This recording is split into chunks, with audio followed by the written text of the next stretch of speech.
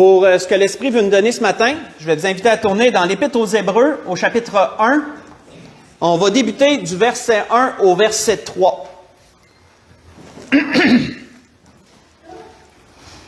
Si vous avez des cellulaires, je vous demanderai de les mettre en sourdine, s'il vous plaît. J'ai entendu une notification Messenger passer. Merci beaucoup d'avance. Dans l'Épître aux Hébreux, chapitre 1, verset 1 au verset 3.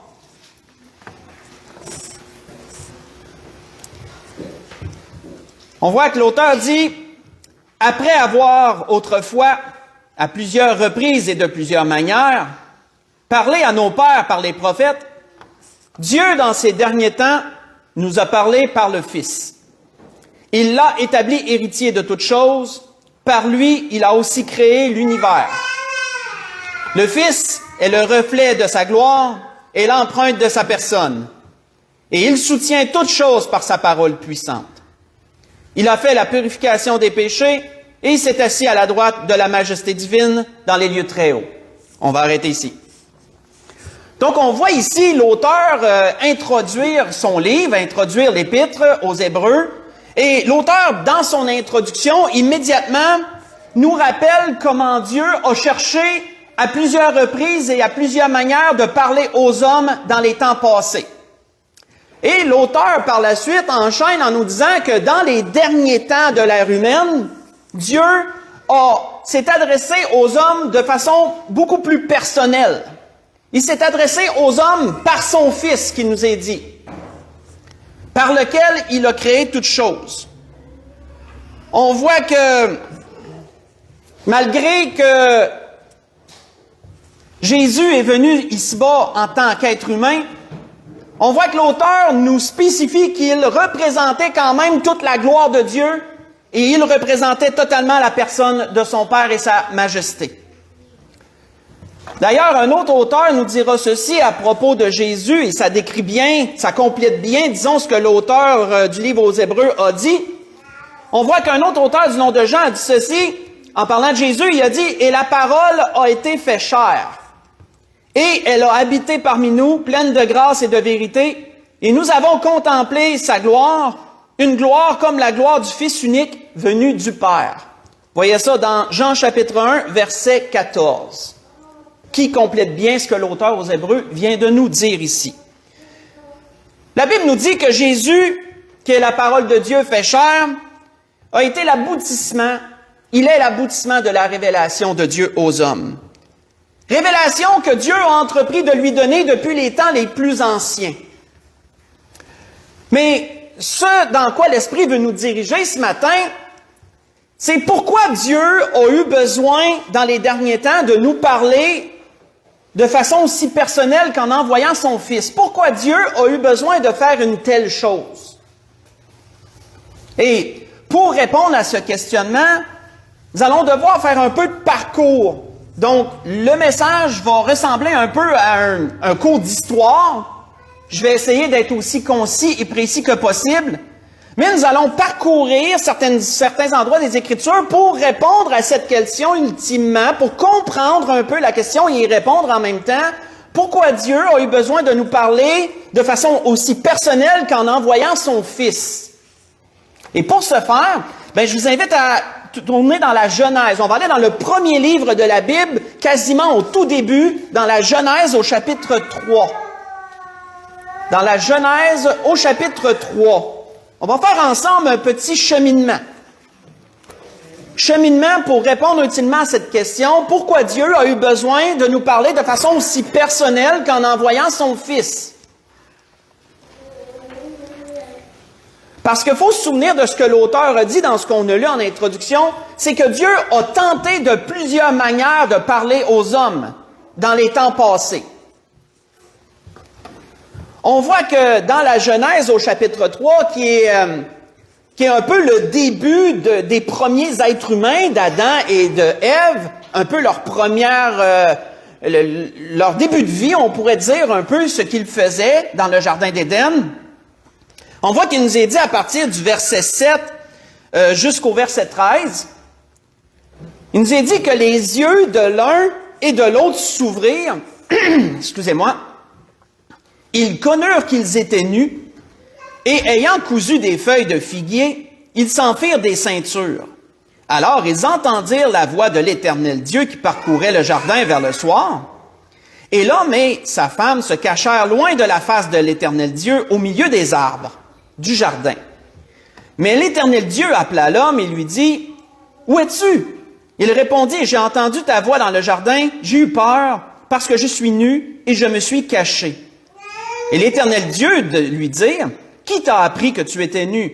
Est-ce que tu as mangé de l'arbre dont je t'avais défendu de manger? » Et l'homme répondit, « La femme que tu as mise auprès de moi m'a donné de l'arbre et j'en ai mangé. » Et l'Éternel Dieu dit à la femme, « Pourquoi as-tu fait cela? » La femme répondit, « Le serpent m'a séduite et j'en ai mangé. » On va arrêter ici.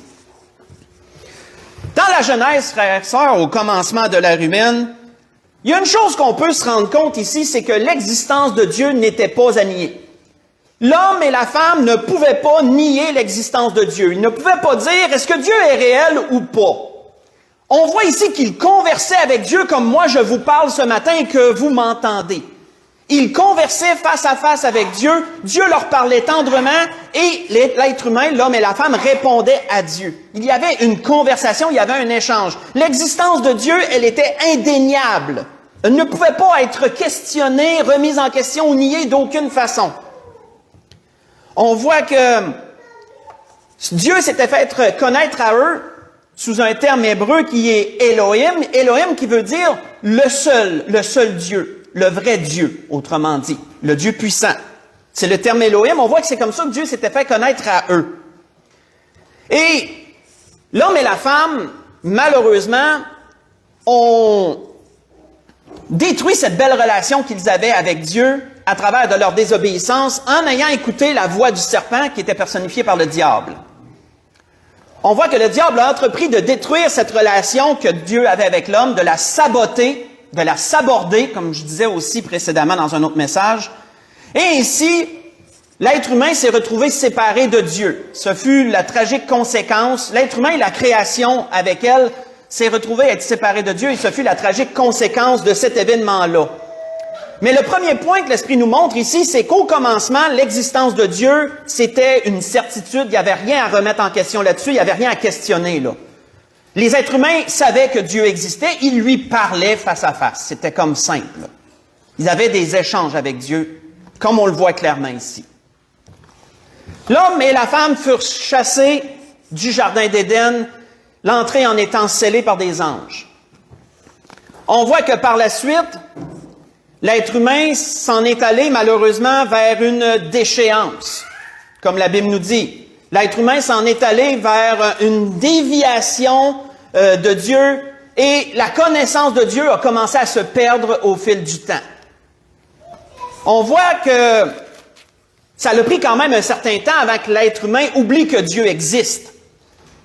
Un commentaire qui nous est donné par un homme du nom de Lémec, faites juste écouter, dit ceci: Lémec, âgé de 182 ans, engendra un fils et lui donna le nom de Noé en disant « Celui-ci nous consolera de nos fatigues et du travail pénible de nos mains, provenant de cette terre que l'Éternel a maudite. » Vous voyez ça dans la Genèse 5, versets 28 et 29. On voit même à peu près que 1000 ans à peu près après la chute, qu'on va l'appeler, il y a encore des êtres humains qui se souvenaient de ce qui s'était passé au commencement. La connaissance de Dieu et la tragique conséquence de la chute de l'homme et de la femme, de la destruction de la relation qu'il avait avec Dieu, était encore une connaissance. Mais plus qu'on avançait dans le temps, plus que les êtres humains oubliaient l'existence de Dieu.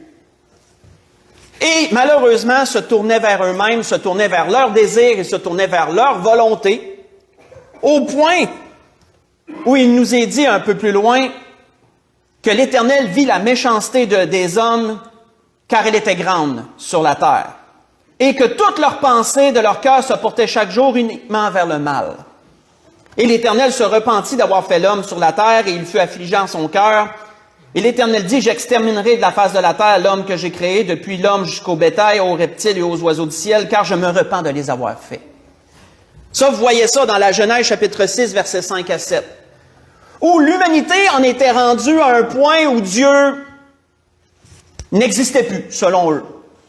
que seul valait leur propre volonté, seul valait leur propre désir et seul valait la façon dont ils voulaient mener leur vie. Et la tragique conséquence de cet état de pensée a été d'agir de façon méchante et mal de plus en plus au point que Dieu ne pouvait même plus supporter ces choses-là. Parce que quoique l'homme avait oublié l'existence de Dieu, ça n'efface pas que Dieu existe quand même. C'est pas parce qu'on nie une chose qu'elle n'existe plus. Hein? Ça, c'est une certitude. Ça existe quand même, c'est juste que nous, on décide de l'enlever de notre esprit. Mais ça existe quand même. Dieu existait toujours, et Dieu existe toujours, et Dieu voyait ce qui se passait. On voit que Jésus avait raconté ces choses, si vous voulez le lire durant la semaine, dans Matthieu 24, versets 37 à 39, où il parlait comment que les hommes de cette époque-là avaient perdu Dieu de vue. Ils se mariaient leurs enfants, ils avaient des choses ici et là, s'occupaient de leur propre vie, de leur propre passion, de leur désir, de ci, de ça, sans se soucier de Dieu, sans se soucier qu'il y a un être suprême qui existait. On voit que le mal était malheureusement devenu tellement grand, sauf qu'il y a eu un espoir, cet espoir s'appelait Noé. À ce temps-là, Noé est un homme qui avait gardé la connaissance de l'existence de Dieu et qui gardait sa vie, s'efforçait de mener sa vie selon les voies de Dieu. Et à cause de Noé, Dieu a décidé de l'épargner. Dieu a épargné Noé, Dieu a épargné sa famille, mais il a fait venir le déluge sur la terre. C'est ce que la Bible nous raconte. Malheureusement, l'humanité, en perdant de vue l'existence de Dieu, elle s'était perdue elle-même. Elle s'était perdue elle-même, malheureusement. Mais Dieu a sauvegardé Noé et sa famille en lui prescrivant de bâtir un arche, et tout, vous connaissez probablement cette histoire. Et vous savez, quand on creuse, et là, j'irai pas trop là-dessus parce que ça pourrait être un autre sujet de message entièrement, il y a de plus en plus de sources, de faits qui sortent de nos jours qui démontrent que le déluge n'est pas une histoire pour amuser les enfants ou pour endormir les enfants ou pour les effrayer. Le déluge n'est pas une fable, le déluge est un fait. C'est un fait qui s'est vraiment passé. Et de plus en plus de documentaires, de sources le démontrent quand on fait nos recherches. De plus en plus de choses démontrent que le déluge a vraiment existé. Il est dans le folklore de centaines de peuples différents. Quand on recule dans leur folklore, le déluge est dans chacun de leurs folklores d'une façon ou d'une autre, plus ou moins dit de la même façon, parce que chacun l'a apprêté un peu à sa sauce au fil du temps, mais on retrouve une trace dans beaucoup de folklore qu'un déluge a déjà existé sur la Terre. Et toute l'archéologie qu'on a de nos jours nous démontre que le déluge a déjà existé à cause de tout ce qu'on trouve un peu partout sur la Terre, d'animaux qui ne devraient pas être censés être dans telle région, qui sont dans telle région, et des animaux qui ont été conservés d'une certaine façon que le déluge a brassé beaucoup de terre, d'eau, etc. Et les sédiments se sont vite reposés dans le fond. Ça l'a figé sur place des animaux et des choses. Il y a énormément de preuves que le déluge a existé. Mais je m'en irai pas plus loin parce que ça pourrait être un autre sujet de message. C'est pas le principal ici. Mais on voit que Dieu a épargné Noé et sa famille et une famille de chaque espèce d'animaux. De chaque espèce d'animaux. Je vous invite à tourner avec moi dans la Genèse 12. On va continuer un peu notre cheminement. Dans la Genèse au chapitre 12. Dans la Genèse au chapitre 12. On va lire du verset 1 au verset 3. Bien sûr, je fais des survols parce que expliquer en détail, on y passerait la journée. Donc, je fais un survol, c'est pas exhaustif. Je fais un survol de certains points pour nous donner le principal. On voit que dans la Genèse chapitre 12, verset 1 au verset 3, Dieu se révèle à un homme. Dieu se révèle à nouveau à un homme du nom d'Abraham. Et il est dit, verset 1, verset 3, l'Éternel dit à Abraham, « Va-t'en de ton pays, de ta patrie, de la maison de ton père, dans le pays que je te montrerai. Je ferai de toi une grande nation, je te bénirai, je rendrai ton nom grand, et tu seras une source de bénédiction. Je bénirai ceux qui te béniront, je maudirai ceux qui te maudiront, et toutes les familles de la terre seront bénies en ta famille. » Toutes les familles de la terre seront bénies en toi. Seront bénies en toi. On va arrêter ici. Donc, on voit qu'après l'existence du déluge, ce fut Noé et sa famille, ses enfants et leurs femmes, qui repeuplèrent la terre. Parce que tout avait été détruit par le déluge. Et tous les animaux, toutes les espèces qui avaient été conservées dans l'arche sortirent et se répandirent sur la terre, et il y eut à nouveau un repeuplement, on va l'appeler comme ça. Les années passèrent, et malheureusement encore, l'existence de Dieu s'en est retrouvée. À un moment donné, les hommes ne se souvenaient plus que Dieu existait. C'est ce qu'on peut voir, encore là.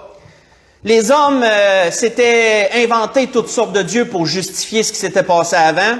Ce fut un temps où ce qu'on appelle le polythéiste s'est développé. Si vous ne savez pas c'est quoi le polythéisme, c'est l'existence de plusieurs dieux. C'est la croyance que plusieurs dieux existent. Autrement dit, qu'on adore plusieurs dieux différents.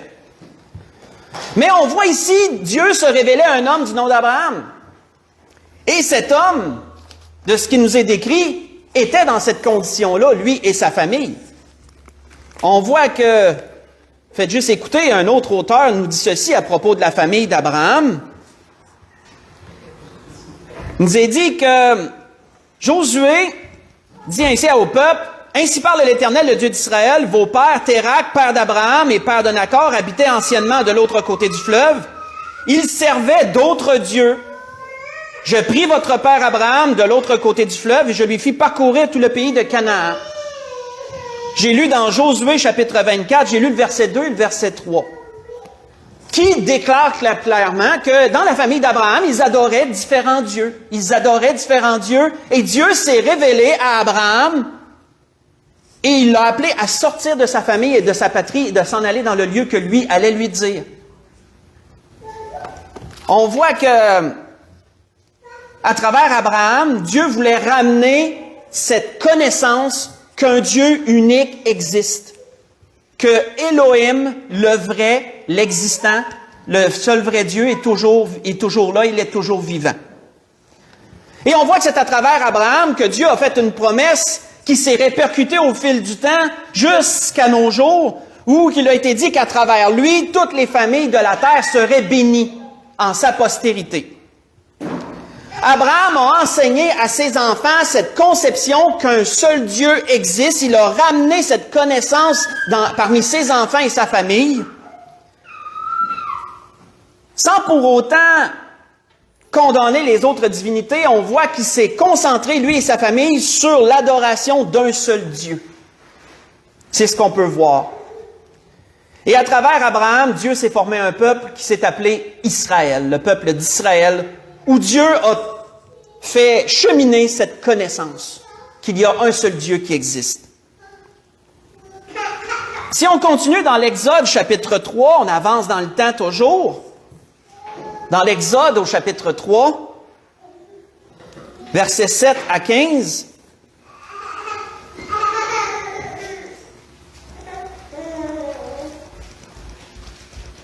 dans l'Exode au chapitre 3, versets 7 à 15,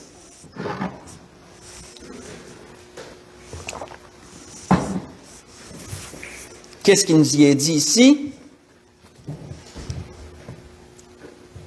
Il nous y est dit, l'Éternel dit, « J'ai vu la souffrance de mon peuple qui est en Égypte.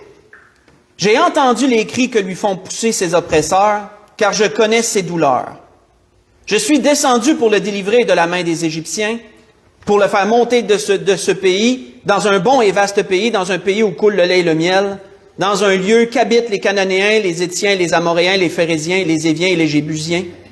Et voici les cris d'Israël sont venus jusqu'à moi. J'ai vu l'oppression que leur font souffrir les Égyptiens. Maintenant, va, je t'enverrai auprès de Pharaon et tu feras sortir d'Égypte mon peuple, les enfants d'Israël. » Et Moïse dit à Dieu, « Qui suis-je pour aller vers Pharaon et pour faire sortir d'Égypte les enfants d'Israël? » Dieu dit, « Je serai avec toi, et ceci sera pour toi le signe que c'est moi qui t'envoie. Quand tu auras fait sortir d'Égypte le peuple, vous servirez Dieu sur cette montagne. » On va arrêter ici.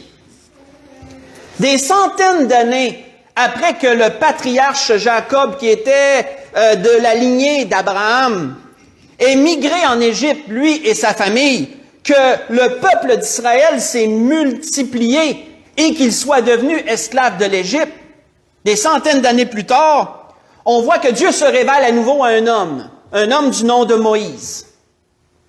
Dieu se révèle à lui d'une façon très particulière Parce que là, Dieu se révèle à lui sous le terme Yahvé. Yahvé qui veut dire celui qui est.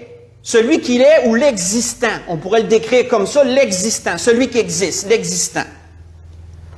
On voit qu'à travers Moïse, Dieu a délivré le peuple d'Israël de l'Égypte à travers 10 plaies. Vous connaissez sans doute l'histoire des plaies d'Égypte. Certainement, vous avez tous entendu parler de ça d'une façon ou d'une autre.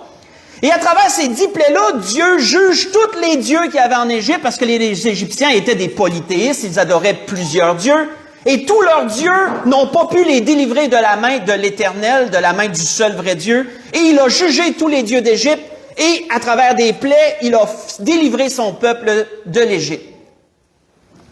Après avoir délivré son peuple de l'Égypte, il les a fait traverser la mer Rouge. La mer Rouge a été fendue en deux et il a fait traverser son peuple par la mer Rouge pour échapper à la domination égyptienne, pour ne plus jamais qu'ils puissent être à nouveau être esclaves de ce peuple.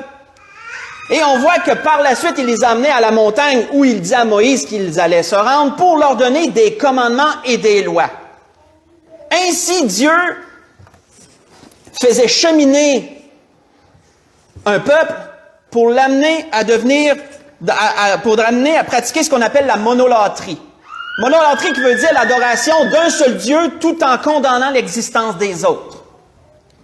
Dieu, à travers ses lois, amenait la connaissance au peuple qu'il y a un seul Dieu qui existe et que tous les autres dieux sont des inventions. Sont des inventions d'hommes et n'existent pas, et il condamnait cette adoration d'autres dieux.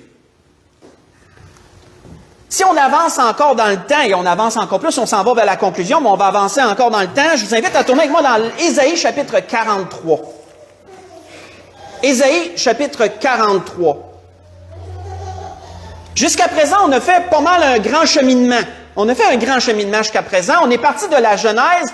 On a vu comment la relation entre Dieu et les hommes a été malheureusement détruite, mais que l'existence de Dieu était une chose qui était absolument indéniable au commencement, mais qu'au fil du temps, l'homme s'est perdu. L'homme a dérivé de la connaissance de Dieu au fil du temps.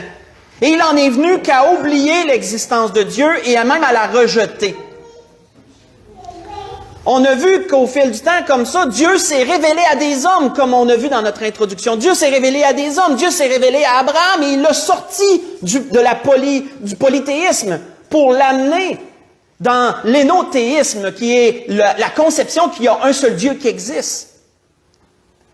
On voit qu'après ça, Dieu s'est révélé plus tard à Moïse, qui est un descendant lointain d'Abraham, pour lui montrer qu'un seul Dieu qui existe et que tous les autres dieux ne sont que fausseté, de l'énothéisme à la monolatrie.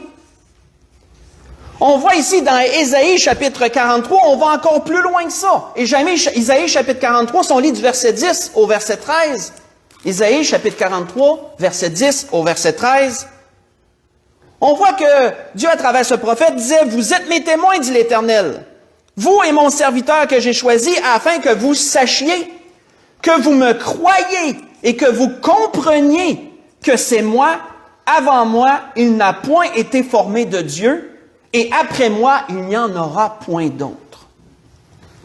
C'est moi qui suis l'Éternel, et à part moi, il n'y a point de sauveur. C'est moi qui ai annoncé, sauvé, prédit. C'est moi, ce n'est point parmi vous un Dieu étranger. Vous êtes mes témoins, dit l'Éternel, c'est moi qui suis Dieu. Je suis dès le commencement et nul ne délivre de ma main. J'agirai, qui s'y opposera? On voit ici de façon très claire et de façon très progressive, comme on a vu au fil du temps, que Dieu a voulu sortir l'être humain de sa noirceur spirituelle. Dieu a voulu sortir l'être humain de sa noirceur spirituelle et en rétablissant la vérité. En rétablissant la vérité et la réalité des choses. Quelle est la réalité des choses? Il n'y a qu'un seul Dieu qui existe. Il n'y a qu'un seul Dieu qui existe. C'est ce que Dieu a établi, c'est ce qui nous est dit ici. Dieu plaide sa cause devant les hommes, en d'autres mots. C'est comme si les hommes étaient assemblés puis que Dieu était seul devant l'humanité puis il plaide sa cause en face d'eux. Plaide sa cause en face d'eux. Dieu existe de tout temps, de toute époque, de tous âges. Avant lui, il n'y en avait pas. Après lui, il n'y en aura pas d'autre non plus. Parce qu'il n'y aura jamais d'après lui, en d'autres mots. Dieu est unique. Il est un. Le polythéisme n'est qu'une invention d'homme. Il n'y a qu'un seul Dieu, ce qu'on appelle le monothéisme. Il n'y a qu'un seul Dieu. Toutes les fois que le peuple d'Israël qui a reçu cette connaissance et qui a été comme une lumière dans les temps passés pour propager cette connaissance et la démontrer, toutes les fois qu'ils ont perdu de vue les faits qu'on vient de voir jusqu'à présent, ça n'a été que malheur pour eux. Le peuple d'Israël ont malheureusement, parfois dans leur histoire, perdu de vue l'existence de Dieu et l'adoration de ce Dieu, et ça n'a été que malheur pour eux. Mais lorsqu'ils revenaient vers Dieu repentants, c'est la bénédiction qui revenait vers eux, ils revenaient vers Dieu. Ça, on peut le voir à travers de l'histoire des rois et de tout dans les Écritures, on voit ça très bien. Et je vous invite à lire pendant la semaine dans Jérémie 16, versets 10 à 21, ça l'explique aussi. Le prophète Jérémie plaide cela, il l'explique. On voit que l'apôtre Paul avait dit un jour à cette église, à l'église des Corinthiens, il leur avait dit ceci. Il dit, nous savons qu'il n'y a point d'idole dans le monde, qu'il n'y a qu'un seul Dieu, disait-il. Car ici, il est des êtres qui sont appelés dieux, soit dans le ciel, soit sur la terre, comme il existe réellement plusieurs dieux et plusieurs seigneurs. Néanmoins, pour nous, il n'y a qu'un seul Dieu, le Père de qui viennent toutes choses, et pour qui nous sommes, et un seul Seigneur, Jésus-Christ, par qui sont toutes choses et par qui nous sommes, disait-il. Dans 1 Corinthiens, chapitre 8, verset 4 au verset 7, que j'ai lu ces paroles. Si on revient à notre introduction, que disait l'auteur? L'auteur disait que dans ces derniers temps, Dieu nous a parlé par le Fils. Pourquoi Dieu a-t-il eu besoin de venir d'une façon aussi personnelle qu'à travers la chair, de prendre une forme humaine à travers Jésus-Christ et de venir parler à sa création? C'est parce que Dieu a tenté de maintes façons au fil des temps de se révéler aux hommes et de les ramener de leur noirceur spirituelle, de les ramener à la connaissance qu'il n'y a qu'un seul Dieu qui existe. Qu'il n'y a qu'un seul Dieu qui existe. Et que les êtres humains ont besoin de se tourner vers lui pour être heureux. Parce qu'Adam et Ève, avant que leur relation avec Dieu soit détruite, ils étaient heureux. Ils étaient heureux avec Dieu. C'est ce qu'on voit dans la Genèse.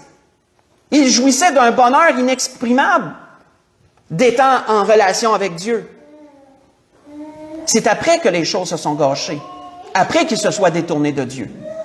Et Dieu a toujours voulu rétablir cette relation entre l'homme et lui. Il a toujours voulu le faire au fil du temps. Il l'a fait à travers son peuple d'Israël dans les temps, passés. On va simplifier ça de même.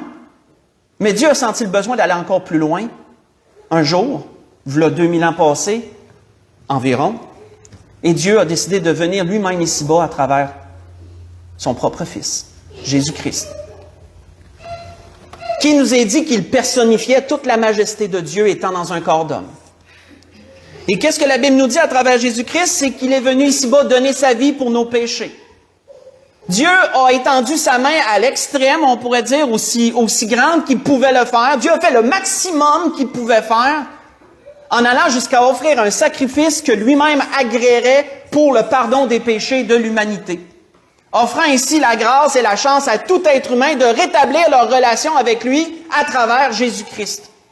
Ce qui n'était pas dans les temps passés, mais qui maintenant est accessible. Et Dieu l'a fait à travers de plusieurs étapes, comme on a vu.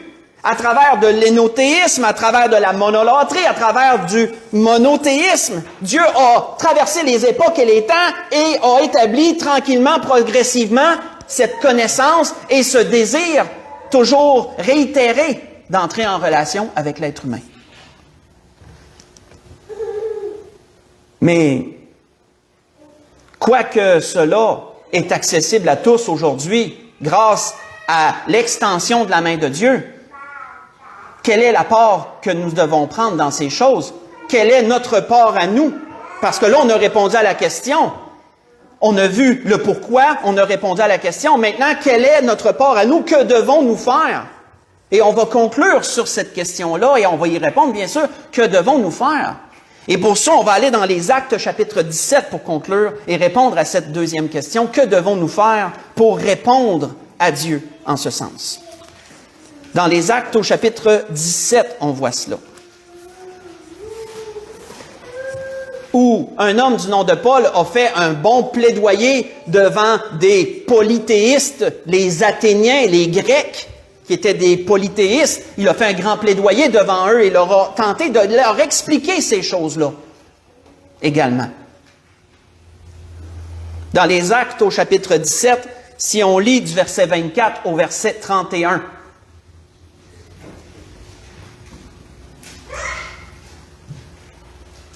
Actes chapitre 17, verset 24 au verset 31,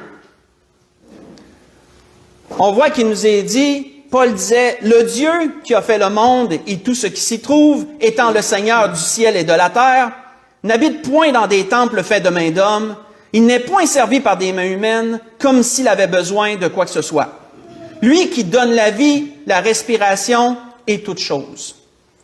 Il a fait que tous les hommes, sortis d'un seul sang, habitent sur toute la surface de la terre, ayant déterminé la durée des temps et les bornes de leur demeure. » Ça, le verset 26, on vient de le voir en grande ligne. On vient de le voir en grande ligne à travers la Genèse, à travers du déluge, à travers, etc. On a vu en grande ligne ce qui nous est dit au verset 26. Il a voulu qu'il cherche le Seigneur et qu'il s'efforce de le trouver en tâtonnant, bien qu'il ne soit pas bien loin de chacun de nous. Car en lui, nous avons la vie, le mouvement et l'être. C'est ce qu'ont dit aussi quelques-uns de vos poètes, de lui nous sommes la race. Ainsi donc, étant la race de Dieu, nous ne devons pas croire que la divinité soit semblable à de l'or, de l'argent ou de la pierre sculptée par l'art et l'industrie de l'homme. Dieu, sans tenir compte des temps d'ignorance, au verset 30, notez-le bien, Dieu, sans tenir compte des temps d'ignorance, annonce maintenant à tous les hommes, en tout lieu, qu'ils ont à se repentir. Qu'ils ont à se repentir. Parce qu'il a fixé un jour où il jugera le monde selon la justice par l'homme qu'il a désigné, ce dont il a donné à tous une preuve certaine en le ressuscitant des morts. On va arrêter ici. Ici, il nous parle de Jésus-Christ. Mais qu'est-ce qu'il disait? Qu'est-ce que Dieu demande à l'homme? Dieu demande à l'homme de se repentir.